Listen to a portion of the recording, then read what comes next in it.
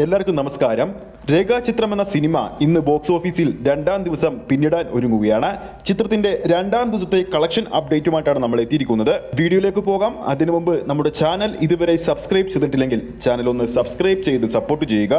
ഇന്ന് രാത്രി 8:20 കൂടി ബുക്ക് മൈ ഷോയിലൂടെ നോക്കുമ്പോൾ ചിത്രത്തിന്റെ ഭാഗത്തു നിന്നും ഓരോ മണിക്കൂറിലും വിറ്റുപോകുന്നത് ഏകദേശം 8,000-ന് മുകളിലുള്ള ടിക്കറ്റുകളാണ്. ഈ ഒരു ബുക്കിംഗ് സ്റ്റാറ്റസ് തന്നെ ചിത്രം തിയേറ്ററുകളിൽ എത്രത്തോളം കൊളുത്തിക്കഴിഞ്ഞിട്ടുള്ളതിനുള്ള ഉദാഹരണം തന്നെയാണ്.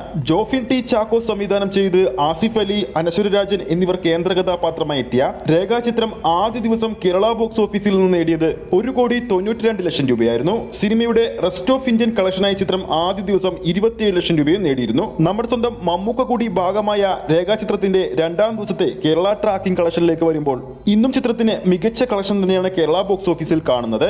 ഏകദേശം ഇതുവരെ കേരള ബോക്സ് ഓഫീസിൽ ട്രാക്ക് ചെയ്തിരിക്കുന്നത് 619 ഷോകളാണ്. ഇന്നലെ ഈ സമയത്ത് 618 ഷോകൾ കേരളത്തിൽ ട്രാക്ക് ചെയ്തിരുന്നു.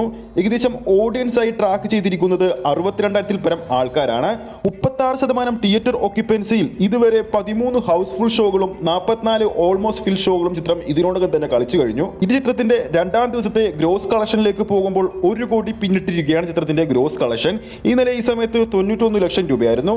അതായത് ചിത്രത്തിന്റെ ആദ്യ ദിവസത്തെക്കാളും കേരള കളക്ഷൻ ഇന്ന് കൂടുമെന്ന് തീർച്ച തന്നെയാണ്. ഇന്നത്തോടെ രേഖാചിത്രത്തിന്റെ 2 ദിവസത്തെ കേരള കളക്ഷൻ മാത്രം 4 കോടി റേഞ്ചിൽ എത്താൻ പോവുകയാണ്. ഇനി വരുന്ന 2 ദിവസങ്ങൾ അവധി ദിവസമായതുകൊണ്ട് തന്നെ ചിത്രത്തിന്റെ കളക്ഷൻ വീണ്ടും ഉയരാൻ ചാൻസ് ഏറെയാണ്. അപ്പോൾ വീഡിയോ കാണുന്ന നമ്മുടെ പ്രേക്ഷകരിൽ ആരൊക്കെയാണ് ആസിഫ് അലി, അനശ്വര രാജൻ എന്നിവർ കേന്ദ്ര കഥാപാത്രമായി എത്തിയ രേഖാചിത്രം എന്ന സിനിമ തിയേറ്ററിൽ പോയി കണ്ടു കഴിഞ്ഞെന്ന് താഴെ കമന്റ് ചെയ്യാൻ മറക്കരുത്.